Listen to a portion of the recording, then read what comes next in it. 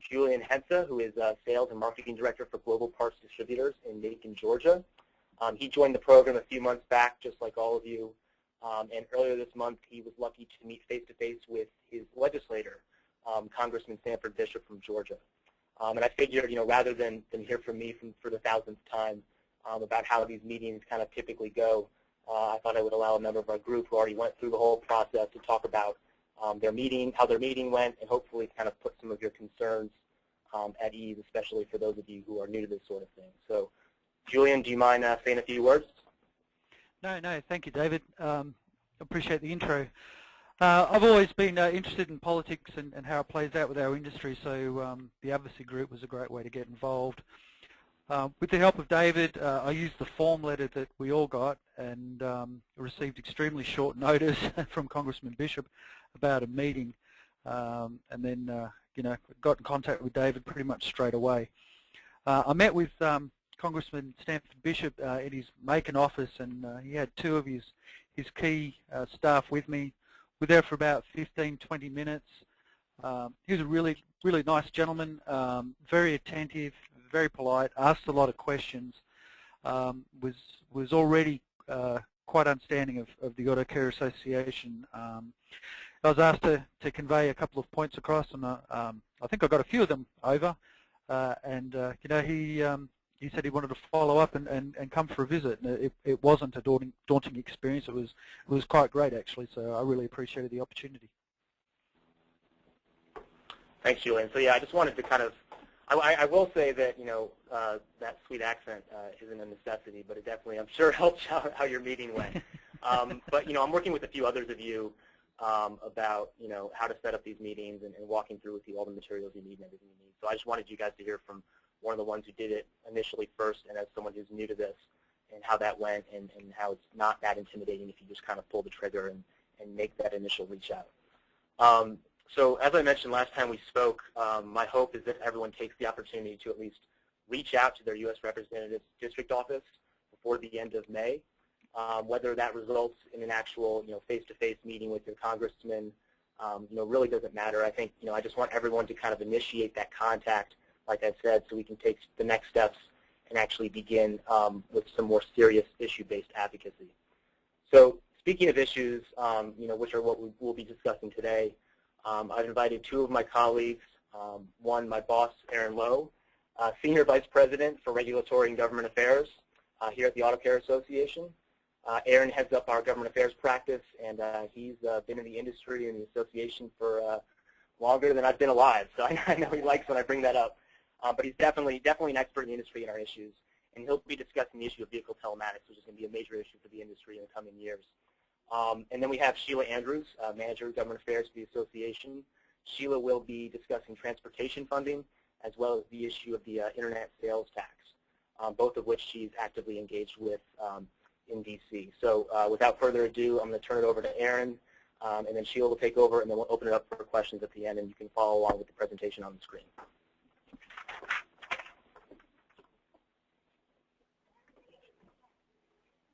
Good afternoon, everyone. I'm pleased to be here and talk about telematics, which, as David said, is probably one of the major issues that we're going to face as an industry in the near future. So the title is Separating Fact from Fiction. I think a lot of people talk about telematics, but there are not a lot of people outside the industry and some inside the industry that really understand what vehicle telematics is and what interests we have in that. So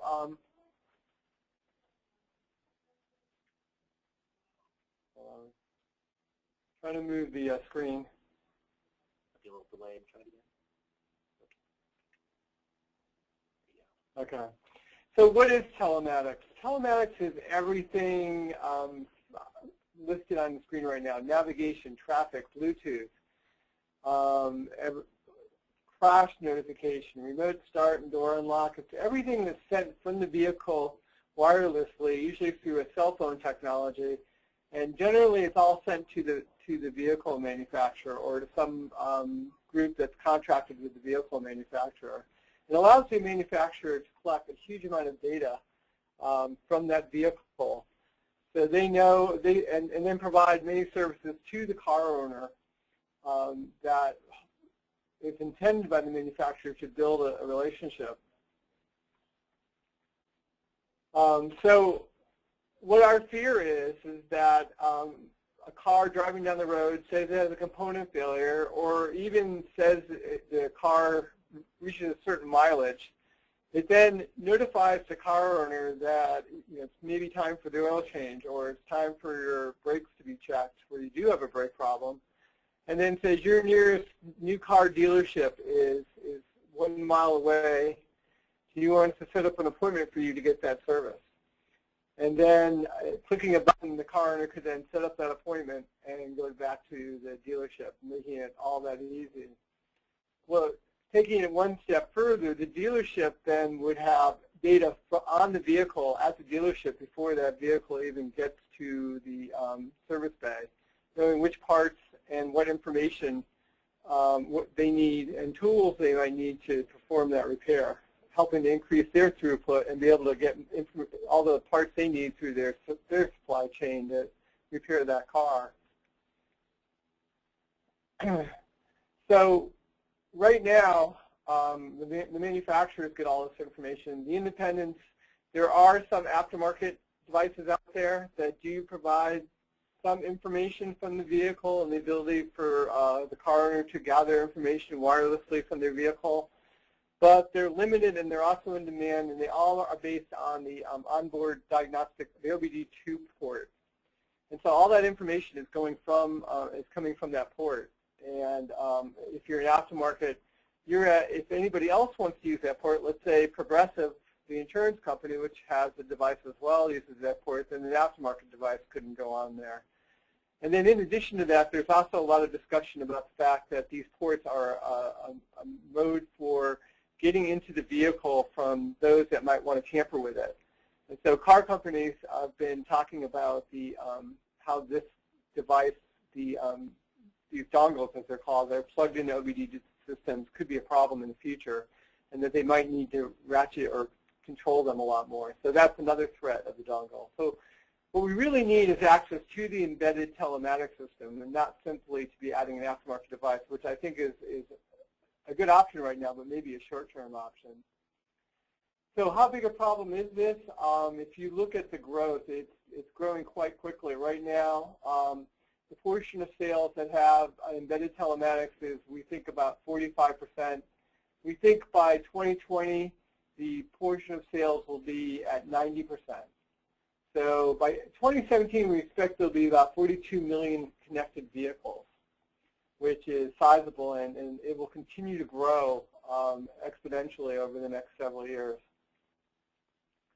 There's name some of the systems that are out there. You've heard of OnStar, Sync. You're hearing more and more about them every day. In 2013, the Auto Care Association spearheaded the establishment of the Telematics Task Force, and the goal is to bring all of our industry together to try to understand more about this telematics issue and to develop solutions. It's comprised of virtually every trade group in the industry, including the Automotive Service Association, the AASA, which is the division of MEMA, AAA is part of it, the Equipment and Tool Institute is part of it, and then several companies are also part of it that feel that they have a direct stake in the telematics issue. And we have conference calls on a monthly basis to talk about what we're doing. And the goal of the task force is to empower vehicle owners to direct the service of their vehicles to locations of their choice and ensure that those locations have full access to the information supplied by these telematics systems. As I said, there's some of the members from the aftermarket. So there's three goals. There's education of the industry, developing a technical solution for telematics. It's one thing to say that we want information from these embedded telematics systems, but we have to figure out a way to make that happen.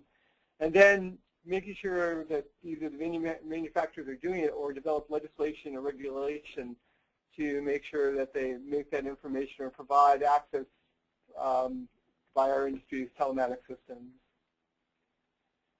So as you can see, there's our policy statement that, and this is the core value of our task force, and I think for the Auto Care Association, that once you purchase a vehicle, the car owner owns the data on that vehicle. Maybe not owns the patents on the systems within the vehicle, but they own the data generated by those systems, and that they should be able to direct it where they go and where they want it to go, and that there's some expectation of privacy with the data being sent.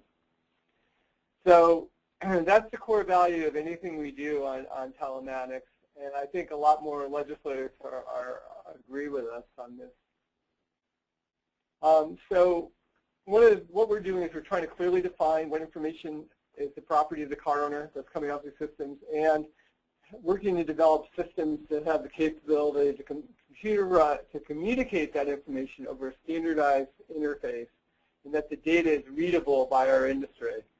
Not a small feat and a very difficult challenge for our industry, but one we're working on very closely with a lot of technical experts that are working on this. So some of the information that we think we need is customer convenience information, the ability to contact customers when repairs are necessary, remote diagnostics, be able to update vehicle software remotely, and the ability to analyze in-use vehicle data so we can identify vehicle failure trends. One of the areas that's very misunderstood is that it's not just communication or relationship building, it's also the amount of data that's generated by these telematics systems. It's a huge amount of data that could provide a lot of information for our industry to understand how cars fail, why they fail, and be able to better serve our customers. So that's a huge part of this whole telematics database, and one that's not talked about, and one that the manufacturers are currently collecting a lot of that data. So what we don't want is we're not looking for information from event data recorders. We don't want to be able to do anything to a car while it's in motion because that could create problems. We're not looking to be able to erase information off vehicle systems. And so we don't want to control any kind of system that could endanger the vehicle occupant. We don't want that liability, and I don't think that's anything we need. And that is some of the big fears that car manufacturers talk about when they respond to our request for access to these systems. So it is a big issue that we have to address with the manufacturers and with government agencies. So the two options, one, and I'm not going to go into a lot of detail on these, one's the software development kits that manufacturers could provide that would give us access to these systems, but that's very expensive because we have to develop a solution for each make and model of vehicle. And then there's what's called a vehicle station gateway, which would require the manufacturers to develop a gateway that would protect the secure areas of the vehicle, but then allow us to have information from that system if the car owner wants us to have it. And we think that's a great solution. It could take a while to implement, but I think it's probably the best solution in the long term for our industry. And we've developed issue papers on this. So there's a description of the vehicle station gateway, which I just described. So right now, we've developed the white paper. We're meeting with policymakers, government, legislators, currently in the Department of Transportation and the California Resources Board, to talk about this whole telematics issue. We're meeting with legislators regarding, and we're attempting to work with groups like SAE, Society of Automotive Engineers, and international groups to develop an industry standard for something, either the gateway or something like the gateway. So the task force is working in the education process. We're attempting to obtain cooperative agreements with the manufacturers because we think if we could do that, we'd avoid a big fight like right to repair. However, while we have no plans to introduce a bill at the moment, those plans could happen sometime in the near future if we don't see any progress in our discussions with the manufacturers. And we're trying to build support with government and non-government agencies for open access to telematics systems. And now I'm going to have Sheila Andrews is going to talk about transportation funding. Thank you. Thank you, Aaron. And before I turn it over to Sheila, I just want to stress that with where we see this program and you all kind of dealing with telematics issue is continue to educate yourselves on the issue, talk to your colleagues about it, and when you do meet with your legislators, talk about the issue. And like Aaron said, we're kind of in the pre-legislation phase, but this is going to come up quick, and we may need to call on you to take action on this complicated issue. A couple quick things. One, obviously, the PowerPoint will be sent out as well as the recording shortly after this. And two, if you have any questions along the way, feel free to get them in now if you can, so that I can bring them up at the end and ask I guess, the rest of the panel or us about them. So, Sheila, you're up. Well, thank you all. And first, before I start, I want to thank everyone for joining our Advocacy Leaders program. It can't be said enough times how important it is for our industry to have volunteers like you expressing what is actually, what the industry actually is and how all of these issues affect you and how we can actually take care of them using the auto care industry. I'm going to start off with federal transportation funding. You've probably seen a few different articles in our Capitol report about this over the last few years, and it has been an ongoing problem because we are at the point where the Highway Trust Fund, which provides all of the money for the Federal Transportation and Infrastructure Program, and that federal program funds USDOT and all of its agencies, so NHTSA, federal motor carriers, the FAA, and so on, all get their funds through the Highway Trust Fund. Additionally, the majority of state and local highway and roadway projects actually get their money from the federal program as well. So while you are paying your gas tax, you're paying gas tax at a federal level and at the state level, but the majority is still coming from that federal program. Unfortunately, since 1992, the federal gas tax has not been indexed for inflation. So what that has meant for the Highway Trust Fund is this shocking graph where you can see that over the last few years, we have basically tanked our reserves on being able to pay for highway and roadway infrastructure programs. This slide was actually created before Congress passed an extension of Highway Trust Fund funding in 2014. But the issue with that being is that now we only have money to get us through the end of May 31st before Congress has to act again. So one of the things that we've been talking about is why we need a long-term transportation bill. We're living under a situation where we've been in short-term extension after short-term extension, but a long-term funding bill is critical because of what I mentioned, the states and local governments needing that stability of funding from the federal government in order to create their road and highway construction and maintenance plans that usually extend out for a few years. So a lot of times you need to think of the federal government just like you think of your own businesses and your organizations. And could your organization function, remain profitable for any consistent or long period of time if you didn't have the ability to plan for the future? So that's why it's important that we get a long-term bill. The majority of bills are actually 5 to 7 years, and the last bill we had was only 2 years, and so now we're under a series of extensions.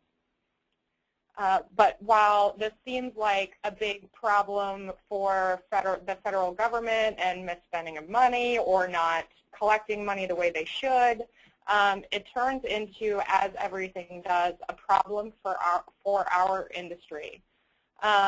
As you can see here, the transportation funding matters particularly to our industry for several reasons.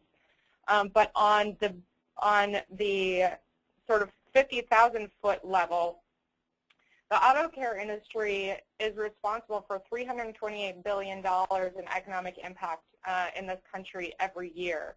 Our industry moves, doesn't just keep cars moving and trucks moving, which keeps people moving. It moves the materials that create parts, and it moves the parts from store to store, distributor to jobber, etc. So we need to have our strong highways, roadways, and even rivers, because most of what gets inland ends up on a river at some point on a barge being moved, and all of that is paid for with the trust fund as well.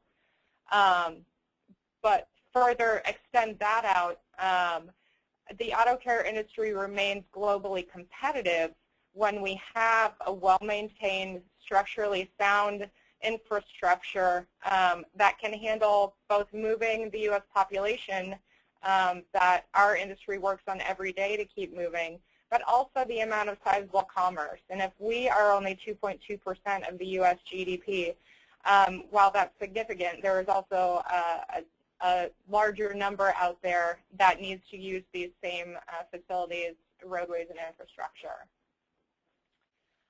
So like many associations lobbying on this issue, the Auto Care Association has developed a position on what we would like to see for a long-term transportation bill. And the big question right now is how to actually fund it. So we have the position that we support a robust highway program that balances the needs of infrastructure, repair, maintenance, roadway safety with what consumers and our industry can actually pay for. So that means perhaps not necessarily increasing the gas tax, but at least indexing it for future inflation. So the buying power of the gas tax today has the buying power of the gas tax today, rather than 1992. But we do also want to help strike down some of the other funding options that could be detrimental to our industry, dramatically increasing operation costs. And those are things like tolling of existing roadways or implementing a vehicle miles traveled revenue scheme, which disproportionately affects the movement of freight in heavy trucks. And so if we want to keep our goods moving across the country at a reasonable price, we need to make sure that there is not a vehicle miles traveled revenue scheme in place. But when you're actually having these meetings, so that was kind of the executive summary of the Cliff Notes of the actual issue with transportation funding.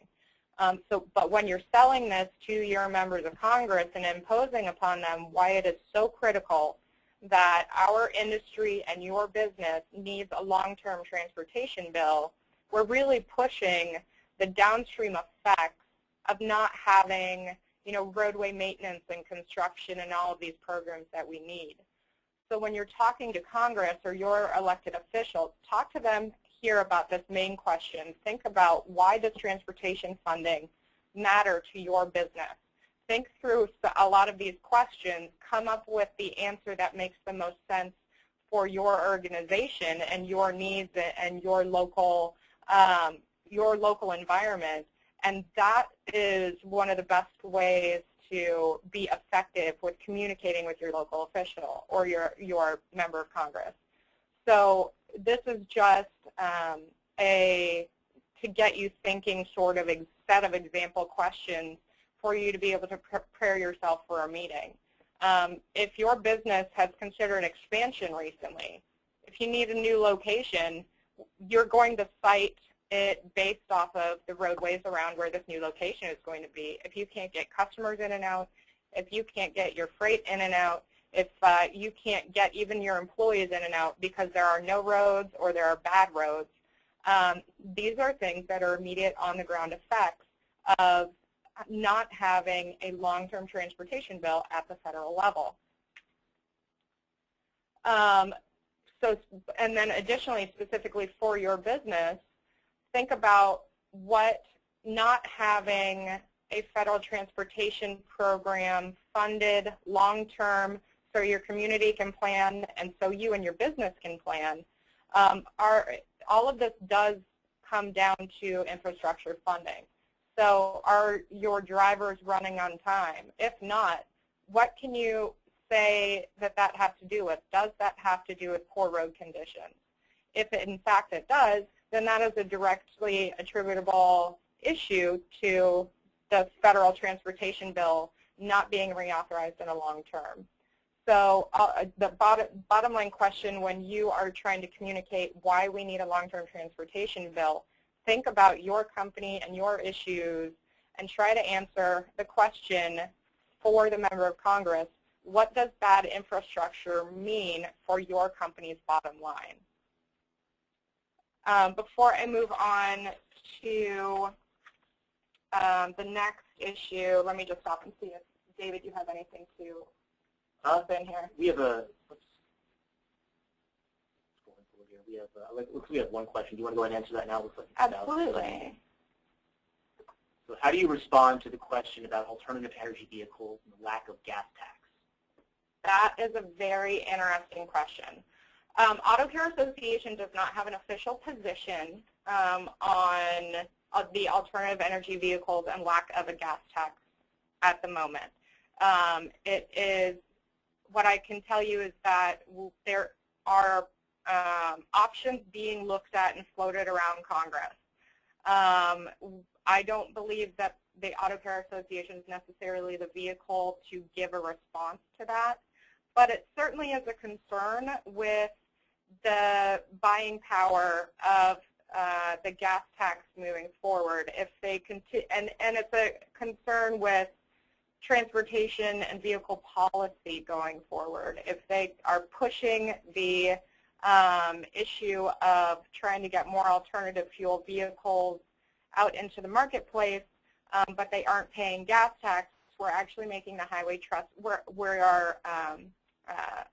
hurting the highway trust fund even more. So that's why if you look at our position statement, we discuss some of the other funding options that are available and that are being discussed on the federal level. So they're looking at things like tolling, which we are against, and they're looking at things like vehicle miles traveled, which we are against. But we would encourage them to develop a funding mechanism for alternative fuel vehicles to pay their fair share for roadway use, which is what the gas tax was intended for. So it's not an official position, but that is something you could pass along, is that we encourage them to look at a way for alternative fuel vehicles to contribute to the Highway Trust Fund.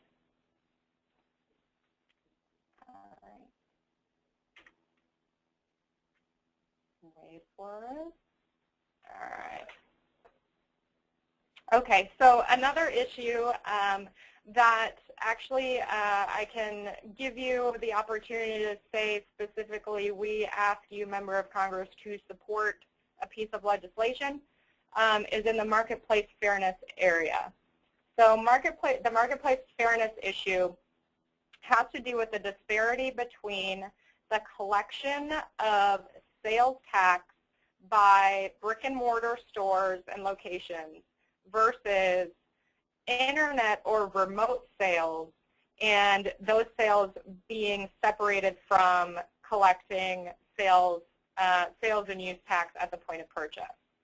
So as you can see on this first slide, current law does provide for internet sellers to have a competitive advantage over brick-and-mortar stores.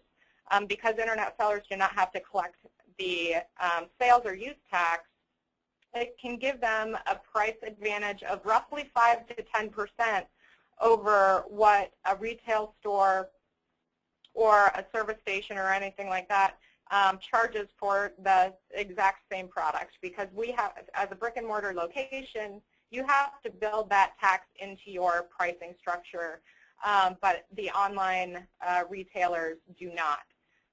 So the stage has been set by the Supreme Court to be able to actually inviting Congress to create legislation that would close this price loophole for internet sales tax, the internet sales tax issue. So what the marketplace fairness means for you is that it would create a level playing field between brick and mortar locations and remote internet sellers, so that we can all compete fairly based on price and service and close that online advantage loophole. Outside of just being able to achieve fair competition, there are potential other tax benefits for warehouse distributors. Something that is of note is that there is a potential that your state may have a disproportionate property tax in place because they don't have the opportunity to gain the revenue from online sales. Many of the states that are looking at already trying to collect online sales are doing things like offering their residents and businesses tax rebates if they do institute the online sales tax. So it's interesting that not only is it just a competitiveness issue, a fairness issue, there could potentially be some other benefits for a brick and mortar location. So in order to sell why closing this online tax loophole is important to you and your business, again, it's critical to communicate your story to the member of Congress or your elected official. So when you're trying to tell your marketplace fairness story and why you support closing the loophole, think about things that you can provide them. Has your location experienced a dip in sales? Have your customers come in asking for a lower price because they saw it online? That applies to jobbers and distributors as well. You know, you can provide that service level of just-in-time delivery, but if they can wait on it, or if they can find a cheaper price online, why can't they get their bulk order from you at the rate that they found online? These are questions that we've been hearing. These are issues we've been hearing from businesses in other industries as well. And then the last one, have you noticed showrooming at your retail location, where a customer will come in, compare all of the different options, leave without purchasing, and then ultimately buy it online because of that 5 to 10% price advantage? So some of these are the immediate impacts of why you would want to see this tax loophole closed. Luckily, we can provide you right now with a specific ask for a meeting with your member of Congress on this issue. And right now, the Auto Care Association supports the Remote Transaction Parity Act. It's RTPA. This is a bill that's on the House side. So if you're meeting with your senator, it would be a different ask. So please contact us if you're going to meet with your senator instead. But if you are meeting with your House representative, you can ask them to please support the RTPA that is going to be introduced by Representative Jason Chaffetz. And you can tell them a couple of reasons why you support RTPA. Is because it uses the proper destination sourcing principle, which creates actual parity. It minimizes impacts on small businesses by providing free software from certified service providers. And it additionally minimizes the audit burden on small businesses and includes a step-down exemption for small businesses that are selling online. So there are some great positives to supporting the RTPA or some other options that might be available. But thank you again. If there are any questions on either two of those issues, more than happy to answer them. But I will kick it back over to David.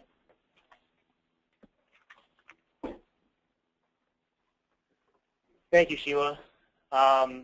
So yeah, both of those issues I think are very kind of top of mind in Congress right now, and both have pretty wide support from among the business community in addition to the auto care industry. Again, if I don't see any more questions, but if anyone has any follow-up questions about this, I'm going to send the recording and the PowerPoint out probably tomorrow morning to everyone in the group. And if you have any questions about that, you can contact me, you can contact Aaron, Sheila, whoever. We can get back to you very quickly. One other thing I want to bring up too is, we're obviously doing these almost monthly conference calls. I think we'll kind of keep that up as we go throughout the year. One thing I'm looking into now is possibly featuring a session at Apex, kind of regarding more of what we've talked about in the past. So kind of how to tell your story effectively, and that could be applied not just to talking to legislators, but to your colleagues, about the industry, about other people. And I know that's been an effective exercise for people within my industry, which is grassroots and political advocacy. that I think would be effective for all of you as well. So I will get more information to you all if that does come up. And then I would also provide an opportunity for us to get together in Apex, which I know most people attend. And with that, I will end things. And like I said, if you have any questions, feel free to contact me. And have a good rest of your week.